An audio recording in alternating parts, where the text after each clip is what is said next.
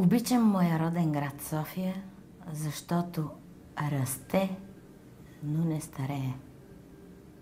Много расте. И се надявам да не остарява. Обичам я София, но стана много луд град. Обичам София, защото е минало все пак детството и младостта ми и студентските години в този град. С удоволствие бих била смешна. С удоволствие, но ти се сблъскваш всеки ден с тези неща. И те страхотно изнервят, наистина. Тоест ти нормално не можеш да стигнеш от своя дом до работата си, без да се сблъскаш поне с три учудващи неща, които ти се случват. Или няма да спрат на пешеходна пътека, или ще пропаднеш в някаква дупка, или няма да можеш да се измъкнеш от 4 спрели коли. И още куп неща, сега не се сещам. Но зависи и от хората. Според мен всички, които живеят в София, би било хубаво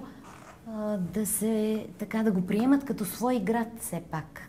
Бих помолила тези хора, които пушат в колите си, да гасят цигарите в фефелниците си, които са вътре в колата, а не да ги хвърлят така хореографски, да ги хвърлят на шосето, защото всички ние живеем в този град и ако не искаме да се превърне в едно шарено бунище, би трябвало всеки, когато понече да хвърли нещо, просто да си помисли. Надявам се да дойде най-добрия кмет на София.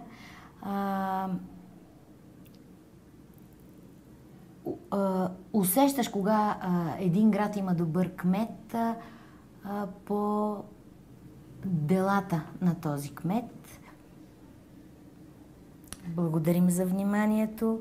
Желаем успех на следващият кмет.